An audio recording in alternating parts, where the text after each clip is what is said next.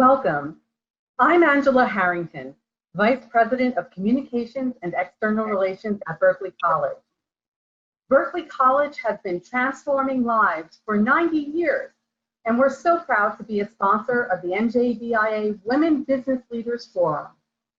I'm so glad you could join us for our breakout session, Creating a Diverse Online Social Media Presence that is memorable and helps women thrive in the new normal. First, we will look at the new normal, working remotely, and what this means for women in developing a professional career and growing a business while managing multiple responsibilities on the home front. How does this new normal impact our ability to distinguish our personal brand on social media? What are some of the social media techniques you could be using right now to impact awareness of your brand? Then we will turn our conversation to you. Yes, you. How are you taking care of yourself in these times? Our panelists will share some of the ways they practice self-care while working from home. It is such a pleasure to introduce you to our panel of experts. Rachel Schultes, Chief Operating Officer at MarketSmith.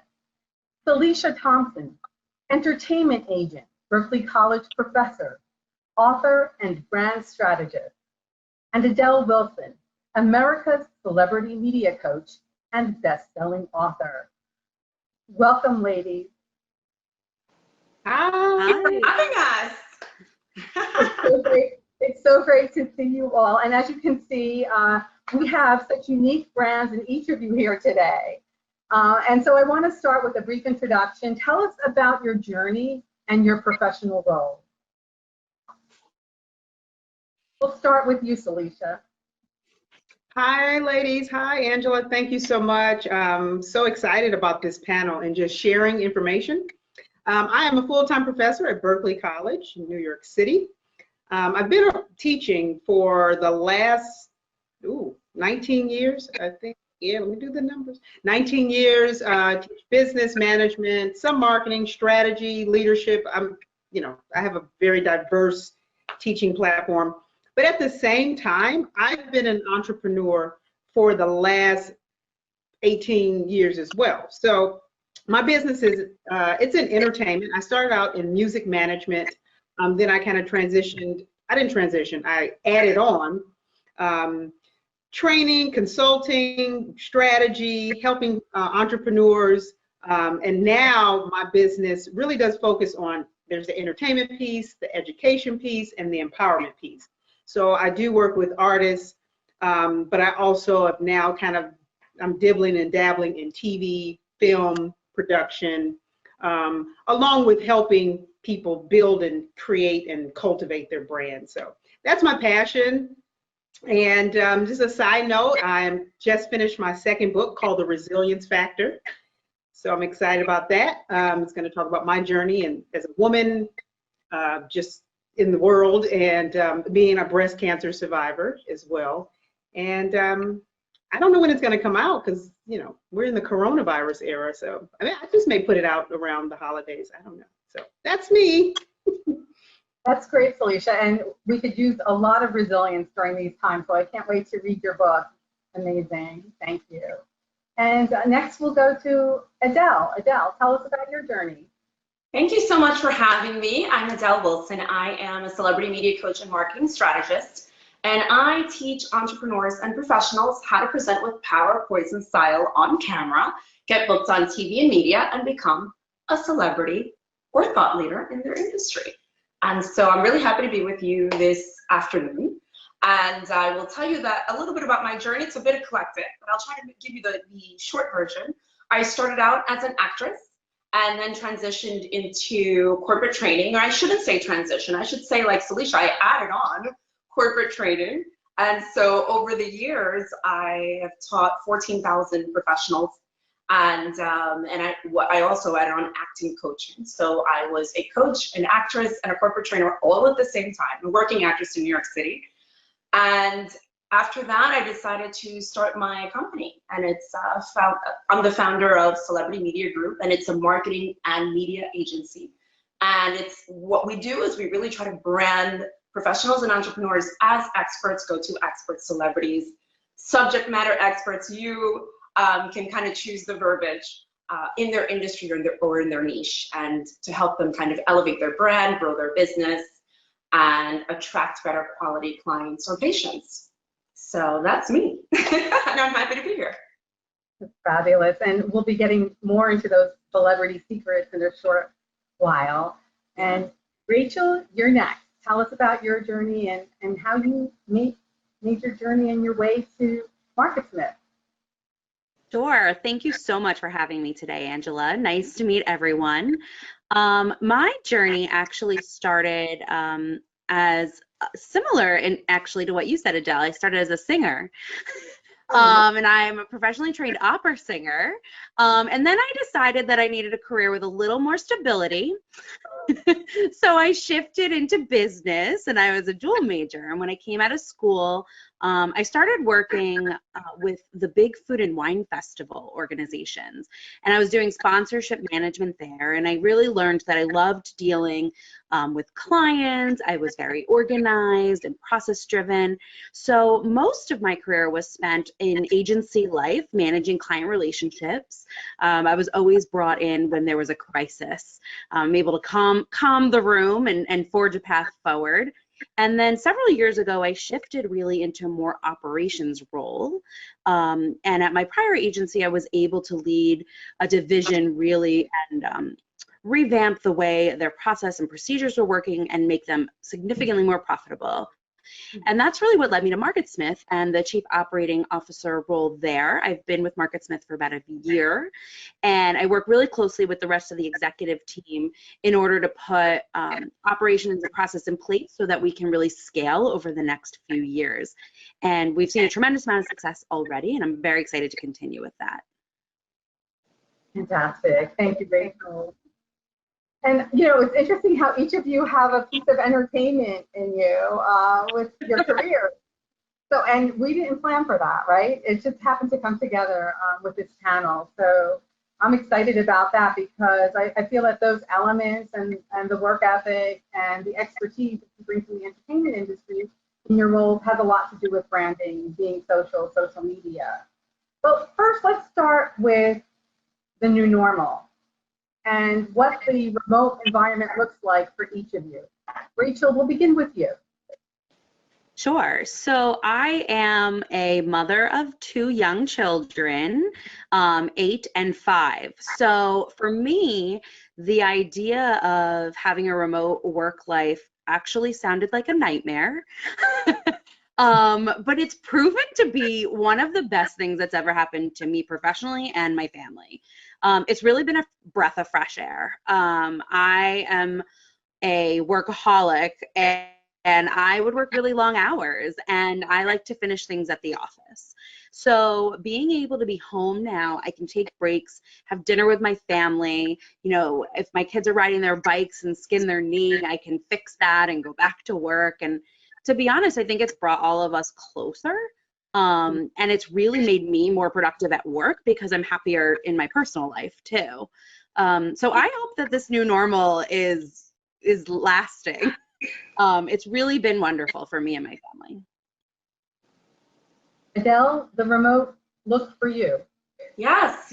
Thank you for asking. So for me, there's a big part of my business, which is book publishing and book marketing campaigns for my clients. I'm a 3-time author, 2-time best-selling author. My book is right behind me, Celebrity Media Secrets, so you have to promote a little bit. But so that whole side of my business was virtual already. So I've been working with clients throughout in different parts of the country, clients that are wonderful, but that I've never physically met in person. And so that was an easy transition. What wasn't easy was this speaking and the workshop delivery portion of my business. So immediately, once everything shut down, of course, all of my speaking engagements were canceled, as I'm sure many of us can relate. And so what I've been doing is a lot of virtual workshops. So, which is great. And there was a part of my media coaching, which was also virtual, but it wasn't 100% virtual, and now it is. So it's wonderful. I just started working with a new client in Hawaii for media coaching. So it's been good, and it has brought the family together, or even more so, we were already a close family. But I would say it's great. I mean, I love reading, I love writing, I love working on camera. So to me, it was not such a rough transition, if you will, thankfully. So working with a client in Hawaii, that sounds like we should opt for more on-site work for that client. I agree. I'm like, when this shutdown is over, we are going to bring the crew over and we're going to do some really cool, videos for you. So I thought the same exact thing, Angela. And Felicia, what about you? How is remote life treating you? What does it look like in your world? Well, I think for me, a big portion of my entrepreneurial activities was shut down because I work in entertainment. My client, Selena Johnson, singer, we were working on her tour. Her album had just come out. Luckily, she has stuff in TV and other components to her brand because I helped her monetize her brand. But all of her concerts, we were supposed to go to South Africa. I was so bad about that. Even though we had just got back from South Africa, and then the pandemic kind of happened. So all the other trips, I had a European tour, that was off. Speaking engagements, that was off. So financially took a little hit on that side, but luckily I had other things in play. And so that was kind of a first couple of weeks, that was a rough transition, but then I became a little more productive for me, I think. Tons of opportunities came my way from a digital standpoint. And I'm like Adele, I work with clients online, they're everywhere. So that was still in motion, even though I lost a few clients because, as professionals, they couldn't continue to pay. So that was that side. But from the college side, I transitioned in the middle of the semester. We went on site to online. It was like maybe a week of like, oh, and I know other professors are still like, oh, but I was already using Canvas up to date. I'm social media queen anyway, so it didn't bother me. And I actually like teaching online more than the classroom because I get to do Zooms. But I know, for a lot of professors, it was very, very tough, very, very tough for them. So, my heart does go out to them. But for me, I was already doing IG Live, Facebook Lives. So the transition, because I was already like, Adele, and we were already kind of in the digital bubble, it wasn't that bad for me. I lost money, but then I think I gained time. And I actually love teaching online. I know a lot of professors hate it, but I actually I really do. Because the platform we use Canvas, and it's a good platform. So It certainly is. it's a new normal type of thing. It's interesting. So let's transition to another part of your business. As a marketer in the music industry and entertainment industry, how are music artists pivoting, and what can we learn from them?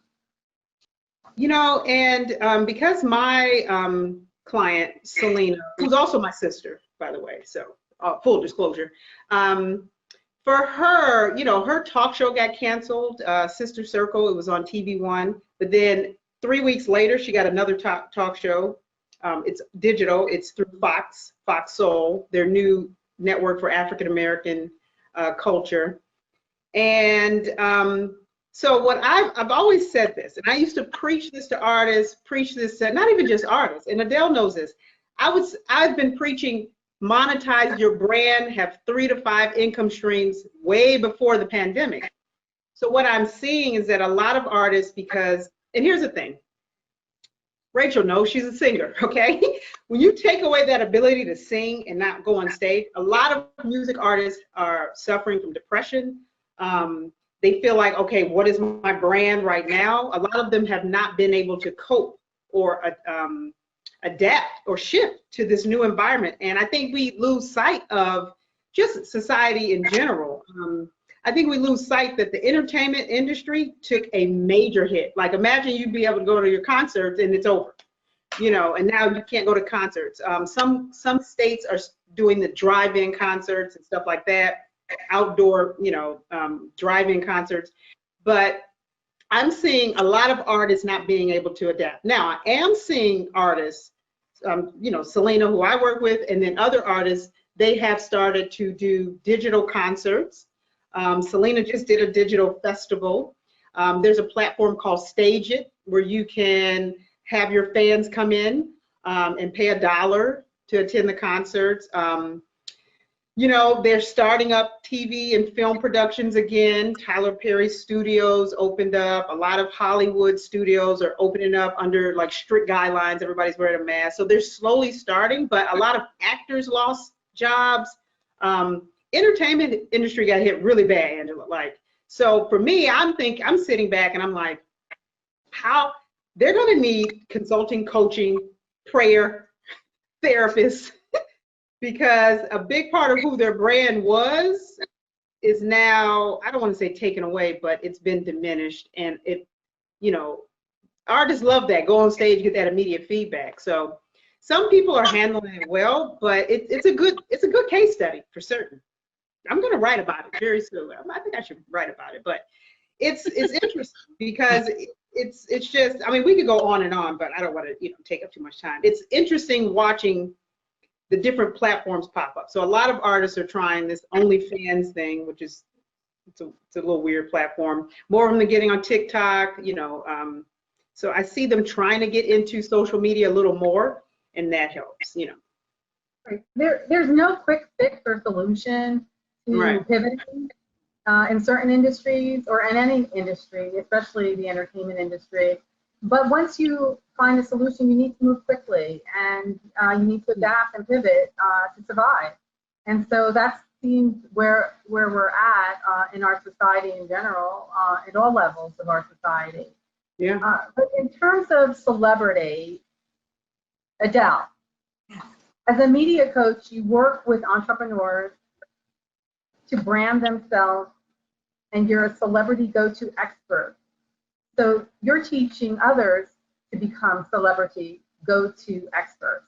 What tips can you share with our audience about how to go about that in an online environment?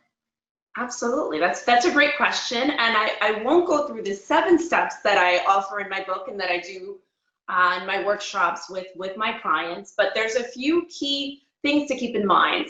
Once you're looking to elevate your presence online or establish your presence online, and one of the first things is, not the first thing, but one of the things is image and branding. So how are you presenting yourself to the world online? So how are you presenting yourself on Instagram, on the other social media channels, Facebook, LinkedIn, Twitter, what have you? Are you where your clients are, so to speak? So you have to know your market and then appear where they are. And also, so your image and branding. So it's also how you're putting yourself together, how they see you online, right? Even with this forum that we're doing, how are we presenting ourselves here? So if you're doing virtual talks, how are you presenting yourself? Also, what is your website presence like? People are like, websites are dead. Websites are not dead. It's really important to have one. And I always think it should be brand congruent, or as much as you can, keep the colors that you have on your website should resemble some of the colors maybe on your book cover, maybe the colors that you utilize on Instagram is very visual medium. So look at how folks put themselves together on Instagram and some of the other social media platforms. So that's really important as well. And, you know, Celicia mentioned she's launching a new book. Now, a book is one of the few things that I don't want to say is COVID proof, but is a little bit COVID proof. You can do, yes, you can do virtual book launches. You don't need to be in a particular place to write a book. I've written all of my books, most of my books from home, sometimes when I'm on vacation. And I publish books for clients, and we could do that at 100% remotely.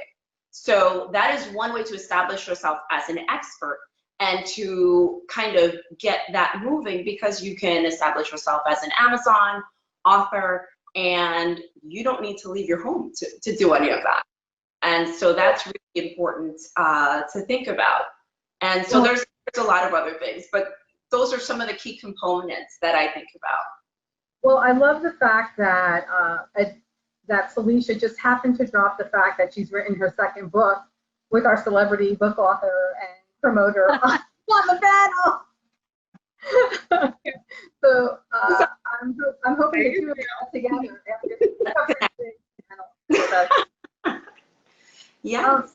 Another thing you said, Adele, websites are not dead.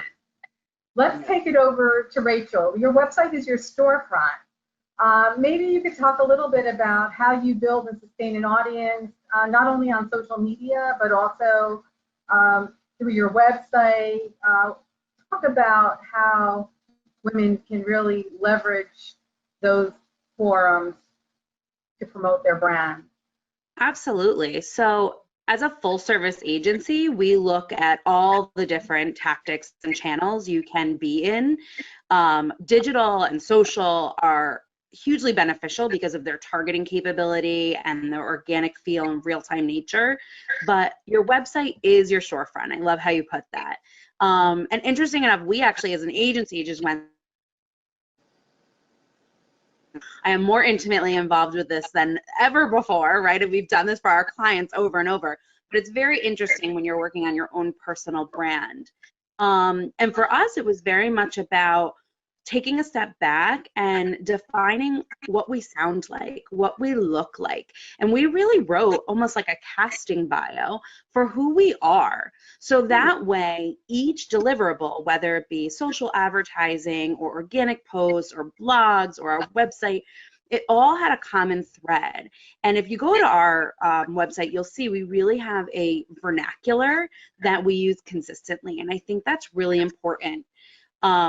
You know, Angela, we talked a little bit about prior, you know, how do you establish the social presence? But I think it's really important that you're consistent and reliable to your consumers as well and your viewers, right? So everything you do needs to feel connected, almost like a large advertising campaign is really the way I look at it, right? There's a reason that these pieces go together.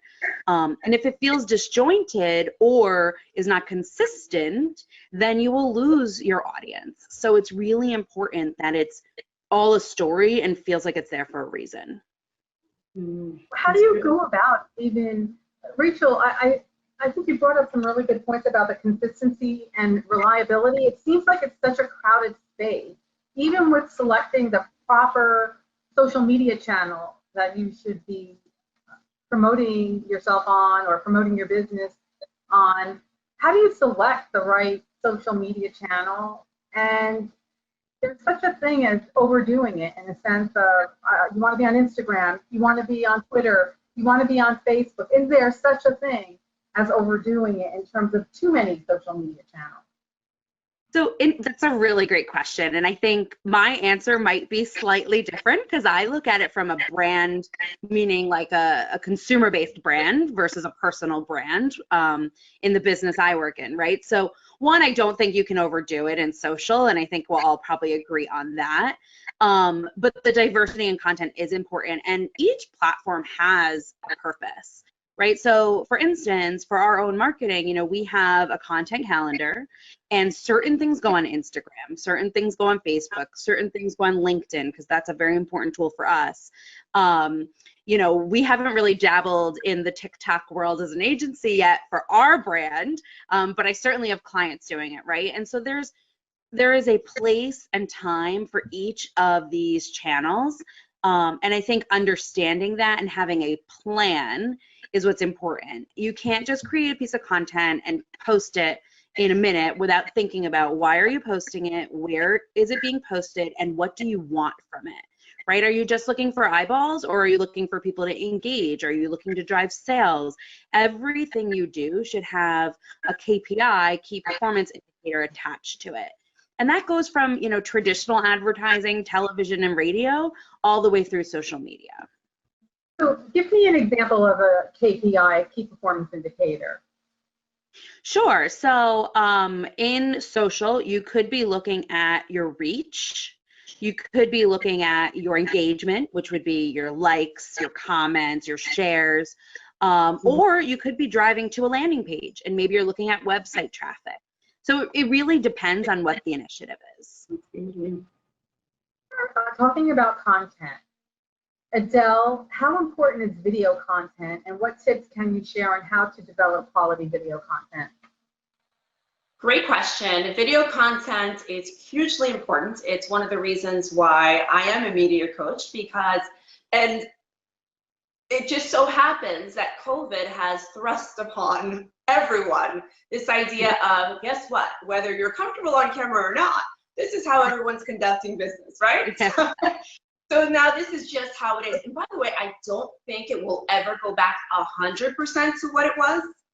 I think Rachel had alluded to that before, right? Or Celicia, I can't remember, but it won't go 100% to where it was, and which is probably a really good thing. And I do believe video content is important. I do believe it's how you put your video content together, where you are distributing that video content. So YouTube is great, Instagram, LinkedIn. I mean, you can choose your channels, but it's how you present your expertise online. Yeah. If we're talking about building that presence online. So if you're an expert in your industry, or if you're trying to build, you're an expert already, but you're trying to build that expertise online because you've been kind of shy to go on these social media channels or whatever the case may be, but now you realize I need to go on camera. It's about entertaining, it's about educating, and it's about sharing something valuable that folks can something that they can implement right away, especially if you're a coach or consultant, or you're building your business. Even if you're a physician, I work with physicians, I work with attorneys. So it's maybe you're a personal injury attorney, maybe share some tips about what happens after you've had an accident. What are the top 3 steps? And then for more information, and then you drive them to what Rachel said, their website, right? Because we all said, and as you mentioned, Angela, websites are not dead, and that is your storefront. So you can drive them to a website, or you can drive them wherever you'd like. But it's about informing, educating, and being entertaining, because this video medium is one where we should be entertaining. And because if not, folks are going to turn it right off, or they're going to swipe right or swipe left, whatever the case is, and move on. There's so many ways that we can be distracted as social media consumers, so that when we create content, we have to think like the consumer, and then of course we have to target our market. So it's not, so general that everyone that tunes in kind of doesn't feel like you're speaking to them. So also feeling that connection, knowing your audience, and developing that message that resonates with them. Yeah. I like the idea of distraction proofing your content. Does anybody want to talk about that? How we can build on what Adele said, but really to create content that really stops people in their tracks. I mean, we live in a multitasking world, and getting content out there that lets people stop and really absorb the content and engage with it is something that is so important in promoting your brand. So, Felicia, you want to take that one? Yeah, I'll take it. And I agree with the ladies and everything they're saying. One thing I do teach my clients is, especially around social media, is they have to have my big 5. YouTube, Facebook, Instagram, Twitter, LinkedIn. And they can scream, cry, complain, but those big 5, I'm not saying you got to be on all of them all day, but those are the big 5. YouTube, LinkedIn, Twitter, Instagram, Facebook. Those are the ones I feel that are solid, not going anywhere, because we don't know about TikTok, and that's a whole different, we don't want to go there. Snapchat, we saw what happened to that. And Mark Zuckerberg and Instagram and Facebook, he's so brilliant at just stealing their features and adding them. So those big 5 are important. So how do you stand out? How do you, I agree with Adele, and part of my principles are, I tell people you either are entertaining, educating, or empowering. Or that final one, my 4th one, is enhancing the lives of other people. And so there's so many rules to it. I'll just give one. For Instagram, Instagram just rolled out this new Reels, basically ripped TikTok's whole little thunder. And Reels is very, very interesting, because the engagement people are getting on Reels is unheard of. I actually just got featured one of my reels. It was just something stupid, and I got featured. I wasn't in it. It was my client singing with her background singer. She wasn't singing, but the background singers were playing around. But I love the platform because I'm at 65,000 views already on that 15-second. It was 11-second clip. And so what the data tells us is that if you want to get put content out there that stops people in their tracks, keep it short. The consumers, we scroll quickly, so keep it short, and keep it interesting. And interesting can be many things, but I love that new Reels feature because it forces you to stay under 15 seconds, and the engagement is pretty high. I as a professor, I've seen a lot. I know how students, what's the word? Let me be politically correct. Retain information. And I know, so I've been teaching for 19 years. I've seen the change in how people learn and how they retain information. And a part of it is because of the internet, social media, and people just want quick things. And so you have to be always thinking, how am I empowering, educating, entertaining, or enhancing the lives of other people? And once you get that down, you could change up your strategy. There's all kind of ways to do it. We don't have time to go into it for each platform, but I really think that people should focus on the features of these platforms, like Rachel said, and study your insights and your data. That's important. And then, being creative with your content. I never thought, 65, if you look at this reel, it's funny.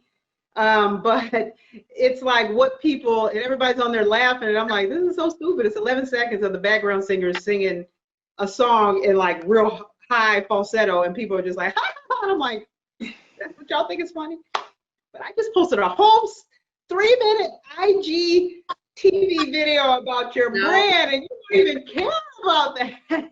But if I post, it's just crazy. So now I'm like, so how do I stay under 15 seconds and still teach and educate? It's an interesting time for us. So I agree with Adele. We're not going back to the old way, but you just got to keep up to date on stuff. And I'll just to add to that, we've found in paid social, so a little bit different, 6 seconds is the magic time. Lord Jesus, what is happening with our society? What happens in 6 seconds, Rachel? If you can keep it under 6 seconds, your performance is much stronger. Okay, so the ultimate challenge. That is a sad state of affairs that we're in. You try and cut a 30-second TV spot down to 6. Okay, so the ultimate challenge to everyone out there is 6 seconds. If you can do that spot in 6 seconds, you're in. We're doomed. Okay. Thank God YouTube gives you a little bit more leeway in there. That's true. Yeah. So how do each of you use social media? Who wants to start? I'll join. I'll add. So I use social media, and it kind of depends what platform I'm using. So I don't always post the same type of content. And someone else mentioned that too. I don't post the same type of content I do on Instagram, that I do on LinkedIn, that I do on Facebook or Twitter, or clearly YouTube, right? Because YouTube is strictly video. And so I like to share my expertise. So oftentimes I'll share a quote from my book or one of my books that will educate the consumer. Or I will share, I'll share a tip or a strategy on how to perform or how to present with power, voice, and style on camera, how to get booked on TV and media. So I'll share different tips and strategies. And then I'll share what's happening in my life. And typically I share mostly professional content, but people like to have a little bit of a glimpse into your life. So for sure, I share pictures of my family, outings. There's not many outings happening now, but throwback Thursday to 6 months ago or to a year ago. So people want to see a little bit of your personal life too. I am a very private person, so it's always been challenging for me. to do that, but it makes sense. And people connect better to you when they see that you're not just a coach or you're not just an entrepreneur, but you have a life as well. So, yeah, and obviously I share, maybe about a day or two, I shared a new podcast that I'll be on. I did an Instagram Live on Friday with a gentleman who does these Instagram Lives every week. He has a new expert on, so I did that. I did an Instagram takeover for 201 Magazine, which I was their cover girl for last month, July. And so they asked me to do their Instagram takeover, which is my camera crew followed me around for a day in my life.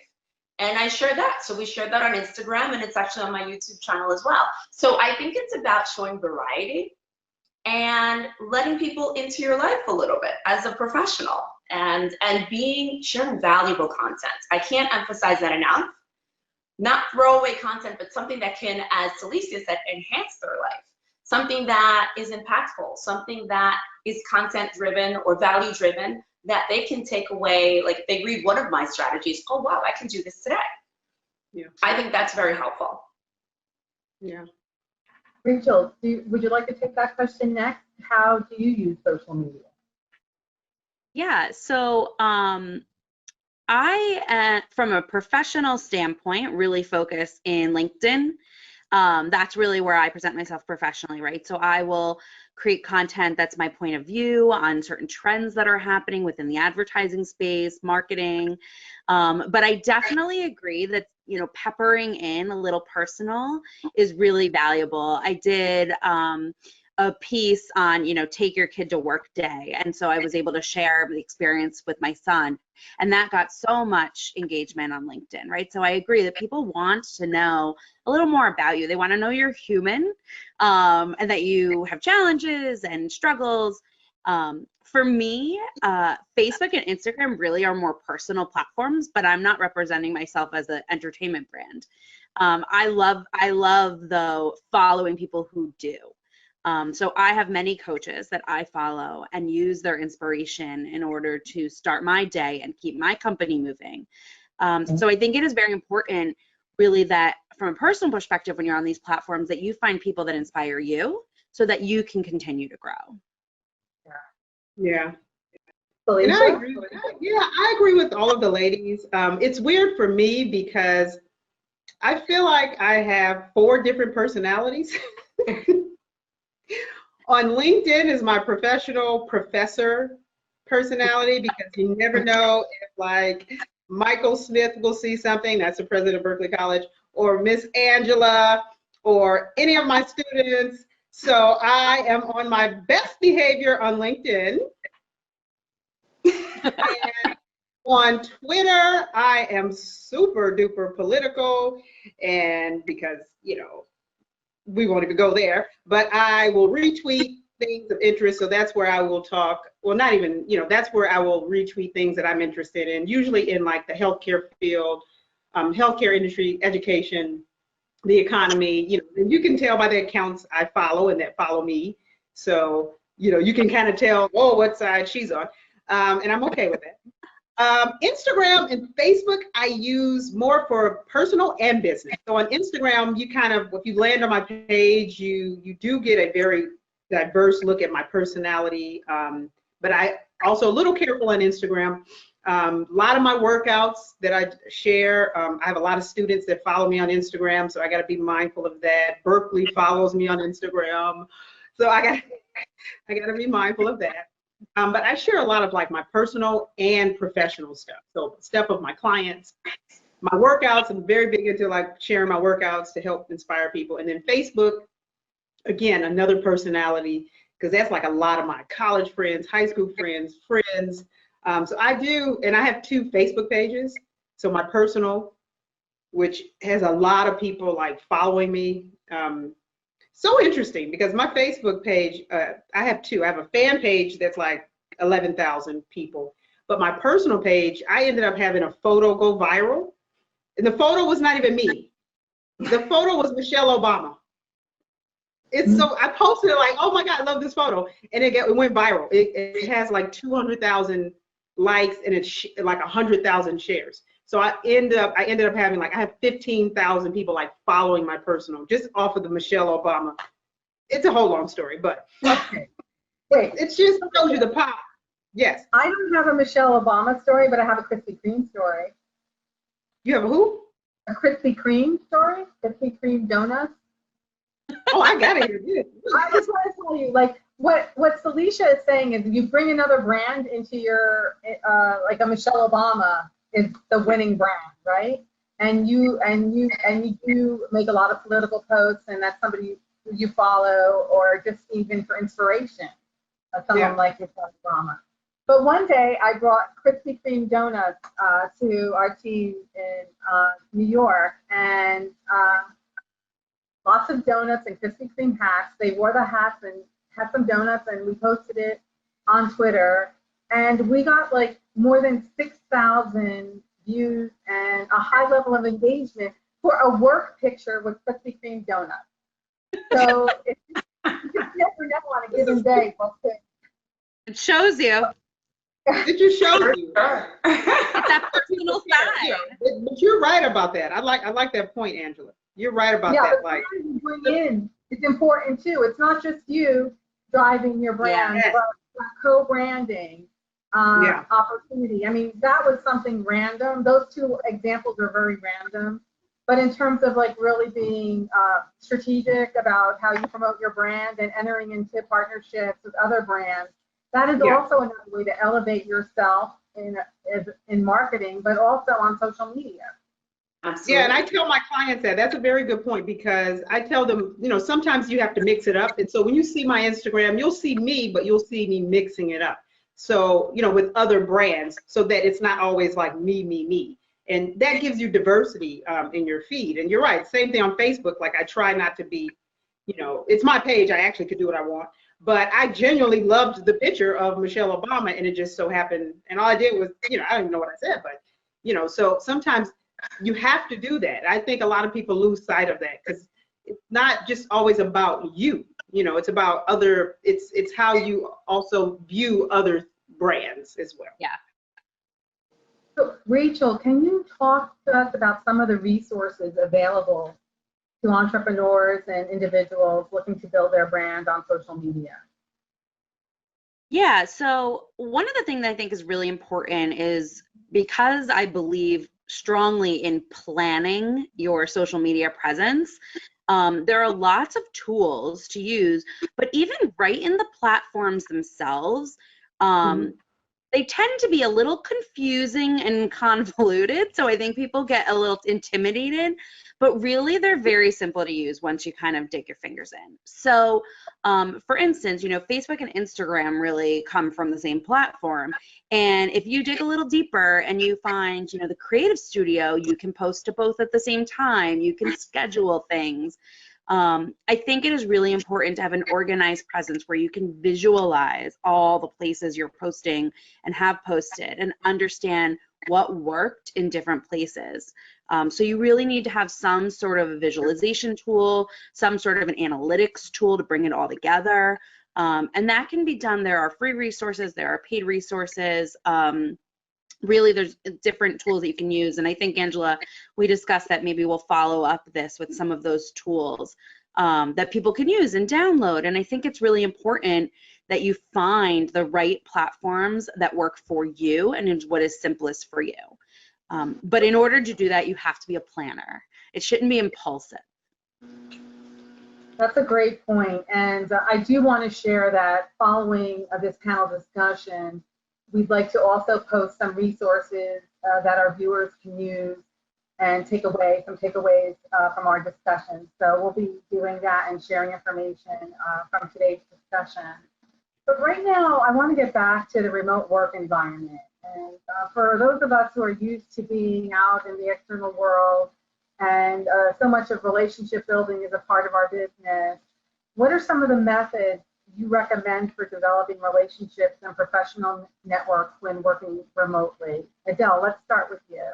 Sure, thank you for asking. So I think some of the best things, or some of the best strategies that we can use to kind of build our relationships online, because now we're not doing in-person networking. One of my clients, who also Angela knows who he is, Dr. Jairo Borja, shout out to him.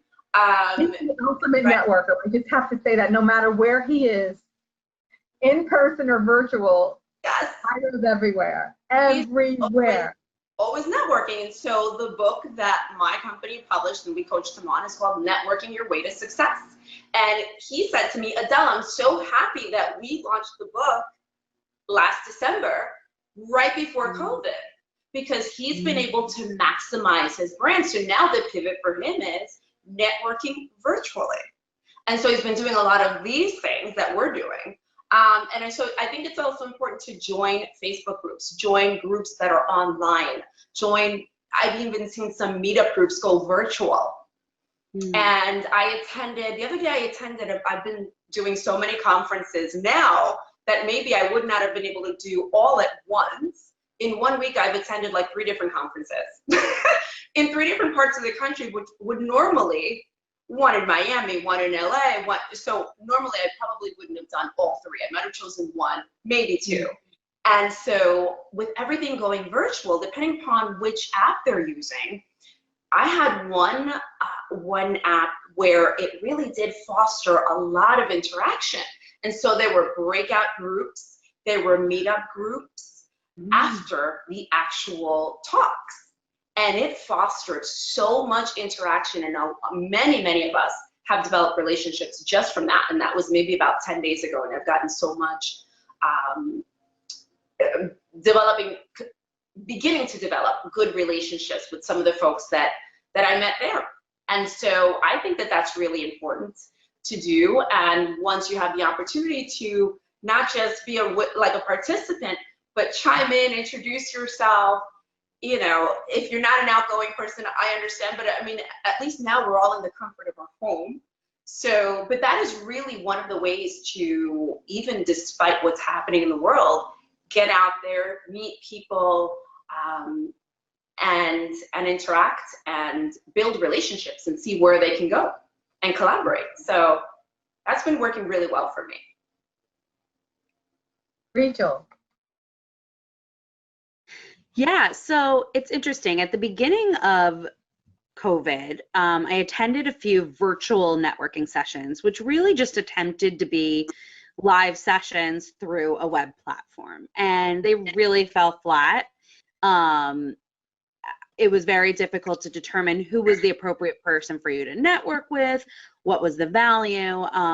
But I agree in that the sessions that are held through these breakout groups are hugely valuable. So I've attended a few different ones where, you know, there's a speaker and then they kind of break you out. And so it's almost like a book club, right? You talk about what you just learned, how you can, you know, integrate it into your life, and then you start making those connections. I also am a believer, and did this before as well, in really using LinkedIn as a tool to find the right people. And I try and set up a conversation with at least one new person every week. So if they're local, I love for it to be coffee. Now it's not, but it's so easy now. And to be honest, I find people to be more accepting to the idea of a quick conversation because they can do it in between their other duties, right? We don't have to go somewhere or schedule it so difficultly. So for me, that's really what's been the best, is trying to make those one-on-one connections in between the everyday meetings. Yeah. Alicia. Yeah, and I think just to add to what everyone is saying, when we look at the times that we're in, like even with everything that's going on with the you know, racial injustice and the pandemic, the economy, what I started to do was reach out to, because like Adele said, you usually be in a conference, this. I started to reach out to people in my network, right? And just say, hey, do you want to do a live with me, either on Facebook or Instagram? And, you know, even during, like, you know, it was the protesting, even though now we have a whole new set of protesting. But what I found is that reach out to them and just say, hey, you want to do a live with me? And let's just start off talking about what's current events. So as a Black woman, like I reached out to a friend of mine. She is an entrepreneur. And so we got on Facebook and did a live just about being Black women and Black entrepreneurs and talking about the times that we're in. So that was our connection. I didn't even know her, you know. I just know because I have a lot of Facebook friends that I don't know. So then we did the live together, and then we just ended up. It was very successful. We ended up just going off in different topics, and then sometimes I'll reach out to people I do know, you know, and say, let's just do a live. So I've done lives on Instagram with people. I think it's now on Facebook you have that option to add someone to your live, and I think you know, just in the times that we're in, it's good to it's good. You know, you got to be mindful, but some people now are just not caring about, you know, what people are going to think about me.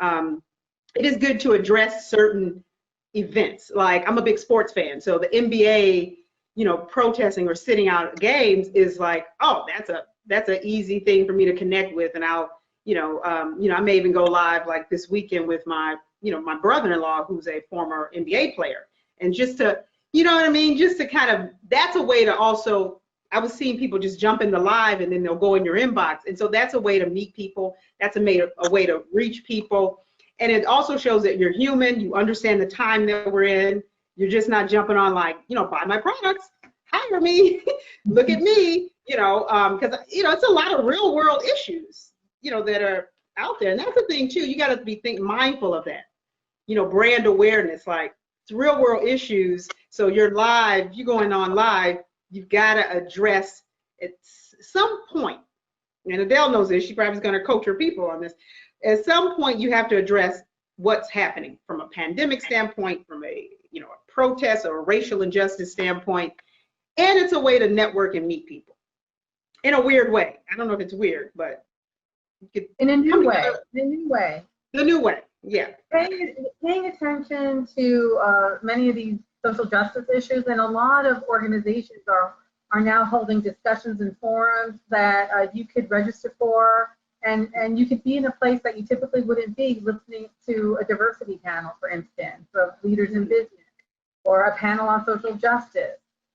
So this is a good opportunity to learn and to step outside your comfort zone in terms of the audience you're typically around, and to also make new friends, and use LinkedIn as a follow-up when you do meet new people at these events, to invite them to your network. And so that's another option for networking, is to really leverage your LinkedIn platform to make new friends and add to your network.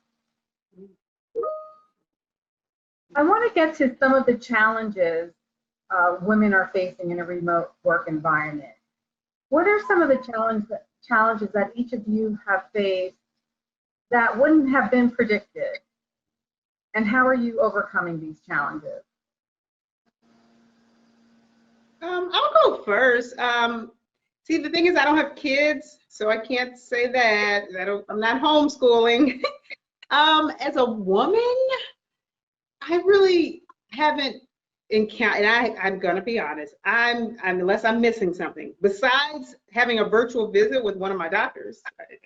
That was a little weird, but I really haven't encountered any challenges, and I think I'm blessed in that, you know, in that scenario. But I know a lot of women that are, like my sister who has, you know, a child with special needs. My nephew's on the spectrum, and then she's got a teenager now, 13, and so that's schooling and digital, you know, online school. So I know a lot of women that are dealing with some heavy issues.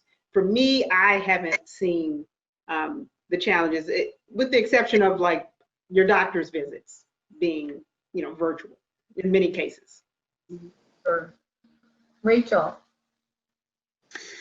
Yeah, I mean, I guess for me, it is probably the working around your children, although I'm very lucky that my husband takes a lot of the brunt of that. We're a little different in that way. My husband is a stay-at-home dad. So he has really been incredible in allowing me to continue working the way I do. But dealing with the emotional components of that, right? I'm still mommy. So having, you know, to try and support them through that and understand what's going on, it's definitely been challenging, because there's days where my kids just are emotional and not doing great, and I need to go to work, right? I can't sit there and comfort them. And it is very hard to make those choices and decisions on what is right, you know, for your business, what is right for you personally. And these are challenges I think we have remote or not, but when they're so close, it makes it probably even harder. Yeah. Yeah. Yes, absolutely. So for me, I've been working from home for a while, even before I launched my own company. In working with other companies, some were strictly, my home was my home office, and then obviously you go out and you meet clients. So I'm kind of used to trying to separate one from the other. And like Celicia, I also don't have kids, so I'm not homeschooling, and I know that's a big bone of contention with a lot of my friends. And so that's a good thing. Unfortunately, because of, you know, COVID, I lost my father almost 5 months ago. I lost another 4 family members. And so, you know, we talked about the emotional component. That will really take a toll. And so those are things that I'm still continuously working. I'll always be working through that, but for sure it's a little extra challenge because of the environment we're living in and not being able to engage with your family members in person. So you can console one another, so you can hug one another, so they can attend services together. And so that, to me, to be honest, has been the most, of course, challenging. And not so much because of the remote work, but just because of the environment that we're living in with the quarantine and with COVID. But for me, I do think for those that are just getting used to it now, I think having a space designated just for remote work is really important. And then so you can tell your kids, okay, Johnny, you know, mommy's going to be doing this for the next 1 to 2 to 3 hours. And maybe someone can kind of pick up the slack while you're working with a client online, and maybe having a designated space. If you have an extra room that you can use, if not, you know, maybe just your kitchen table or maybe a corner in your living room. I have 2 different online setups. I actually have a few different ones, but my main ones, I have a lifestyle setup, which is where I am right now in my living room, and then downstairs I have a studio, which is where I do a lot of my YouTube content. Shot the cover of the magazine when, you know, they weren't allowed to send any photographers out. So it's just designating a space and then letting folks know around you, hey, I'm going to be on a Zoom call, or I'm going to be doing XYZ. So maybe a do not disturb sign, whatever works. But so I think that's important, and that's sort of what's worked for me so far. So that's great in the advice that you've just given us, Adele, in terms of drawing up those boundaries and creating that space in your home and to make it a work environment and separate the work environment. But how about setting up those personal boundaries? There's so much blending now going on between work and family, on the scenes, in social media, in the meetings. We're all self-proclaimed workaholics, I'm sure. And Rachel admitted it, I'll admit it. So how do you draw those boundaries and take them even further? Anybody? Okay. Well, I think, you know what's interesting? So now that, you know, this is just very, very, very interesting and funny. My dad, he's been calling this whole time. And I'm looking over like, but because he knows you're at home, he feels like you should pick up. And my mother is the same way. If you don't answer her text in 10 minutes, what are you doing? I know you're not doing anything. I'm that mom. I'm that mom. Are you that mom, Angela? And my dad is relentless. Like, I'm like, oh wow. And I know it's nothing. And you know, so he's up there in age, you know, so then it's like, oh, should I answer? But then when you answer it, it's like he's getting ready to tell you a story for 45 minutes. So I do think you do have to set boundaries. Although, like you guys said, it does bring you closer to friends and family. People will start to abuse well, why aren't you picking up? Or if you post on social media, they're texting you like, well, you gotta answer me, you know. So you do have to set boundaries. So I'm very good at that. I didn't get to this age messing around with people. I put my foot down. You're not going to drive me crazy. Nope, nope. Now, unless it's my college, Berkeley College. The chair and my dean. We do not drive you crazy. Admit it, we don't. Well, whenever Angela calls, I am picking up. She's gonna. I don't even work for Berkeley College, and I'm the same way with Angela. So there it is. I'm glad because Angela, and that's the thing. Angela is calling for a reason. So she's calling for something important. So I guess you just gotta set boundaries. You really do. Well, and then in terms of taking care of yourself, and once you're learning to establish those boundaries, but working from home, where do you find the time to do something for yourself? How do you approach self-care? We're just about to wrap up, so I'd like to leave our audience with some tips from each of you, what you do to take care of yourself, and some words of inspiration. I'll take that. So in my celebrity media secret system, my first step is mindset. So, and it's typically me preparing my clients or my workshop attendees or whomever I'm working with one-on-one, preparing their mind for the camera. But I always say it's important to prepare your mind for the camera and off camera. And in this case, we're talking about right off camera and self-care. I think it's really important because self-care is a part of how we show up. So I can't give from an empty well, if you will, to my clients. I give so much, and Angela, you alluded to it, we're all kind of workaholics. I think self-professed workaholics. I sure am. And so, but in order for me to give, I have to give a little bit to myself as well. So some of the tips that I can share are some of the things that I share with my clients. So, and I do myself, meditation. Even if it's just 2 minutes, close your eyes and breathe. And it's always great to kind of start your day that way. It's a nice way to end your day too, but for sure starting your day with meditation, if not prayer. Prayer is also a form of meditation. Sometimes I'll read through my Bible.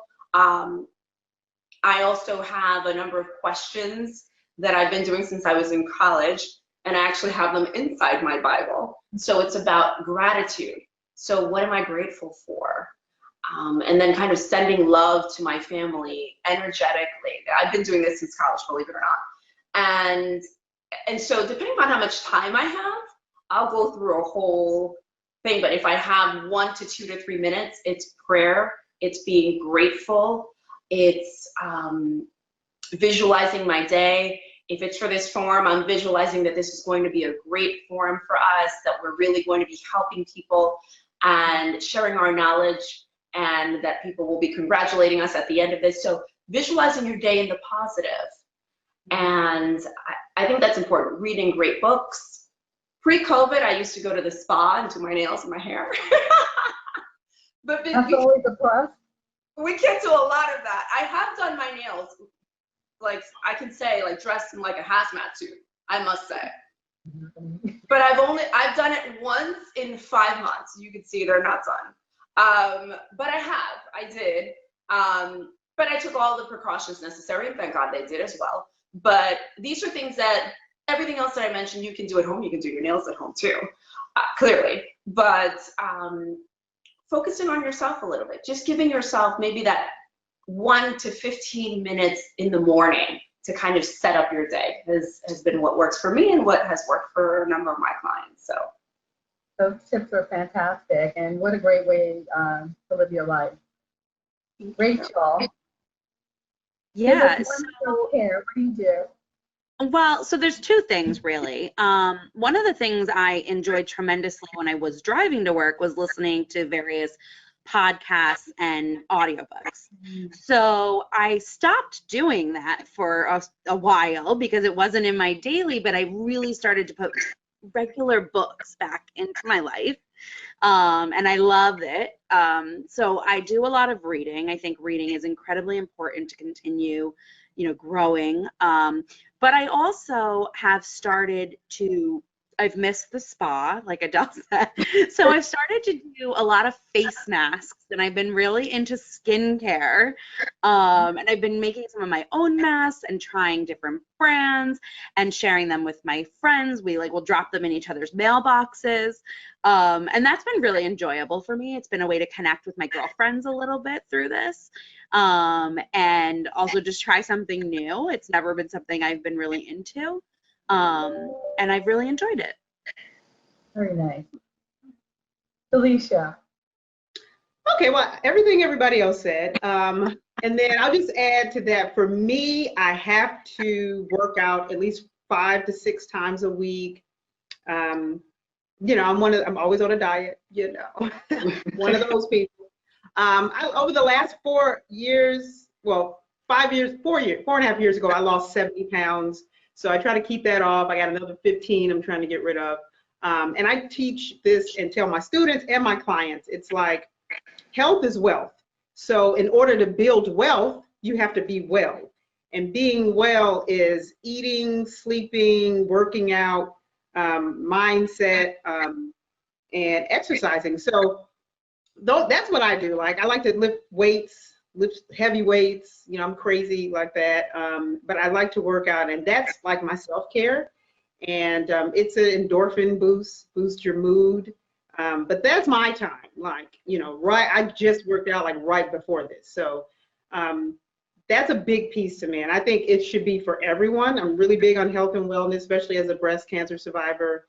And I really encourage people to work out. You'll feel better. And it actually is for your brand too.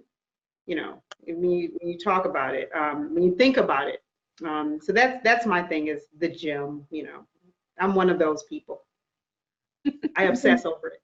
Yeah. Keeping yourself in physical and mental tip-top shape. So important, so important. Okay, I'm sharing what I like to do because I love to go on walks. And also, I love to take destination trips for the day trips in this COVID environment, visit little downtowns in New York State or parts of New Jersey or the beach and that kind of thing. I think that's really nice too, and try to help small business owners move their goods. Especially, I think that's also another way, self-care, helping others, and writing notes to people you haven't seen in a while. I love writing notes. I've really gotten into that during this COVID That's nice. time. So I really appreciate the fact that you took the time to be a part of this panel discussion. Social media is all about individuals thriving and knowing how to express themselves through those resources. And you've done such a great job of entertaining us today, educating us, and empowering us. And I want to thank you for enhancing the lives of our viewers out there attending the Women Business Leaders Forum. And I'd like to thank NJBIA for hosting this event and making this breakout session possible. It's been such a pleasure being with you all. And please be sure to visit the Berkeley College virtual space at the WBLF Forum. And it's been great being with you all. Thank you so much. Thank you. Thank you. Thanks so much.